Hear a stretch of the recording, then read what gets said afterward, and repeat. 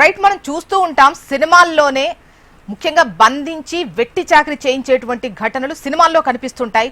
But ఇక్కడ నిజామాబాద్ జిల్లా ఆర్మూరు ఆలూరు మండలాల్లో ఇదే అమానుష ఘటన జరిగింది. దేగం మగ్గిడి ప్రాంతాల్లో ఇటుక బట్టీల్లో 5 ఏళ్లలో 4 కార్మికులు చనిపోయారు. అయితే మృతదేహాలు మాయం చేశారంటూ బాధిత కుటుంబ సభ్యులు కంప్లైంట్ ఇవ్వడంతో అసలు విషయం వెలుగులోకి వచ్చినట్టుగా తెలుస్తోంది. డీటెయిల్స్ అందించేందుకు ఇటుక బట్టీల్లో పోలీసులతో రెస్క్యూ ఆపరేషన్ ఏ విధంగా జరిగింది ఏంటి అన్నటువంటి వివరాలు అందించేందుకు మనకి మా రిపోర్టర్ ఆనంద్ పాల్ ఉన్నారు.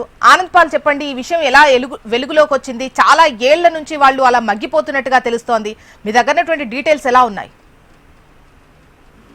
చూసిన కేజీఎఫ్ సినిమా తరహాలో ఈ ప్రాంతంలో జరిగిందని చెప్పుకోవచ్చు.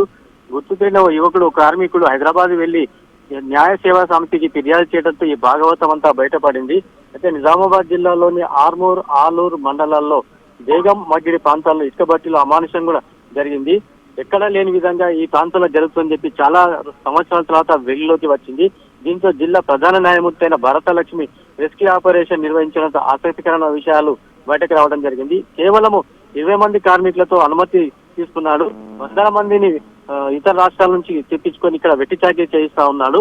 అంతేకాకుండా వీరి దగ్గర నుంచి గత 5 ఏళ్లుగా ఈ బట్టీలో వారంతా మగ్గిపోతా ఉన్నారు. ముఖ్యంగా చూసినట్లయితే తమిళనాడు, ఆంధ్రప్రదేశ్ కి చెందిన 474 మంది కార్మికులు ఉన్నారు. అయితే గత 5 ఏళ్లుగా నలుగురు నుంచి 6 కార్మికులు మృతి చెందినట్లు జిల్లా జడ్జి విచారణలో తెలిసింది. దీంతో వెంటనే విచారణ కూడా ఆదేశించారు. మృతదేహాలు మాయం చేశారంటూ కూడా బాధితులు జిల్లా జడ్జికి మొరపెట్టుకున్నారు. దీంతో జిల్లా జడ్జి భరతలక్ష్మి తీవ్ర ఆగ్రహం వ్యక్తం చేశారు.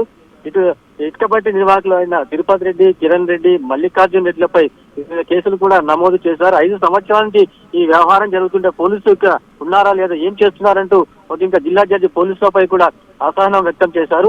ప్రభుత్వ భూముల్లో అక్రమంగా ఇటుకబట్టి నిర్వహిస్తున్న అసలు రెవెన్యూ శాఖ ఏం చేస్తుందంటే రెవెన్యూ శాఖపై కూడా జిల్లా జడ్జి ఆగ్రహం వ్యక్తం చేశారు. పిల్లలను బంధించి వారి దగ్గర ఉన్నటువంటి ఫోన్లు, ఆధార్ కార్డులు లాక్కోవడం, ఇటుకబట్టిని బయట వెళ్లకుండా వారిని కట్టడి చేయడం జరిగింది. దీంతో వాళ్ళంతా గత 5 సంవత్సరాల నుంచి కూడా మగ్గిపోవడం జరిగింది. వారిపై దాడులు కూడా పలు సందర్భాల్లో చేశారని చెప్పేసి కూడా బాధితులు జిల్లా జడ్జికి విన్నవించుకున్నారు. అసలు ఇసుక బట్టీలో కనీస సౌకర్యాలు లేకపోకుండా తీవ్రంగా ఆగ్రహం వ్యక్తం చేశారు. సమగ్ర విచారణకు మటుకు జిల్లా జడ్జి ఆదేశించారు. రాష్ట్ర వ్యాప్తంగా ఈ అంశం సంచలనం కూడా మారిందని చెప్పుకోవచ్చు. ఓ వ్యక్తి ఇచ్చే ఫిర్యాదుతో దొంగంత కలుగుతోంది. పూర్తి స్థాయిలో కూడా విచారణ చేస్తా ఉన్నారు. అయితే గతంలో 5 నుంచి 6 వివిధ రాష్ట్రాలకు చెందిన వారు చనిపోవడంతో దానిపై కూడా పూర్తి స్థాయిలో విచారణ చేయాలని చెప్పి రెవెన్యూకు ఇటు పోలీస్ శాఖ కూడా ఆదేశాలు జారీ చేసింది.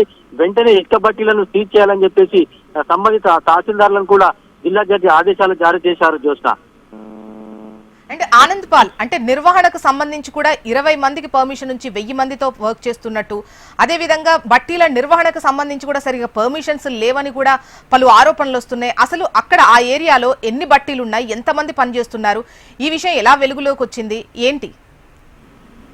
జ్యోత్స్న, ఓ కార్మికుడు తనకు జరిగిన అన్యాయం గురించి హైదరాబాద్ లోని న్యాయ సేవా సమితికి ఫిర్యాదు చేయడం జరిగింది. అక్కడ నుంచి ఫిర్యాదు చేసిన తర్వాత జిల్లా జడ్జికి అక్కడ హైదరాబాద్ నుంచి రాష్ట్ర న్యాయ సమితి వాళ్ళు ఫిర్యాదు చేశారు. దీంతో స్పందించిన జిల్లా జడ్జి దీనిపై పూర్తి స్థాయిలో విచారణ కూడా చేస్తా ఉన్నారు. అయితే రెవెన్యూ శాఖ అయితేనేమి, ఇటు పోలీస్ శాఖ అయితేనేమి, మైన్స్ శాఖ వీళ్ళందరూ కూడా కుమ్మకే ఈ విధంగా చేశారని కూడా పూర్తిగా జడ్జి విచారణలో తేలింది. అయితే మైన్స్ అధికారులు ఏం చేస్తా ఉన్నారు, ఇటు దీనికి ఇసుక బట్టి నిర్వహించాలంటే సుమారుగా 5 శాఖలకు చెందిన అధికారుల అనుమతి తీసుకోవాలి, కరెంటు తీసుకోవాలి, పోలీసు, రెవెన్యూ, మైన్స్ ఈ విధంగా ఉంటుంది. అయితే ఎవరికి అనుమతి లేకుండా కూడా వీళ్ళు ఇష్టారాజ్యంగా అక్రమంగా ఇక్కడ ఇసుక బట్టీలో నిర్వహిస్తున్నారని చెప్పేసి జడ్జి విచారణలో తేలింది. అయితే ఇంకా ఎక్కడెక్కడ ఈ విధంగా అక్రమంగా ఇసుక బట్టీలు కొనసాగిస్తున్న దానిలో కూడా పూర్తి స్థాయిలో కూడా విచారణ చేయాలని చెప్పేసి కూడా అటు పోలీస్ శాఖను, ఇటు మైన్స్ అధికారులను, రెవెన్యూ శాఖలను కూడా ఆదేశించింది. ఇప్పటికి కూడా చనిపోయిన వాళ్ళందరి శవాలు ఎక్కడున్నాయి, ఎందుకు ఏ విధంగా చనిపోయారు, వాళ్ళ డెడ్ బాడీస్ ఏమయ్యాయనే కొనలో కూడా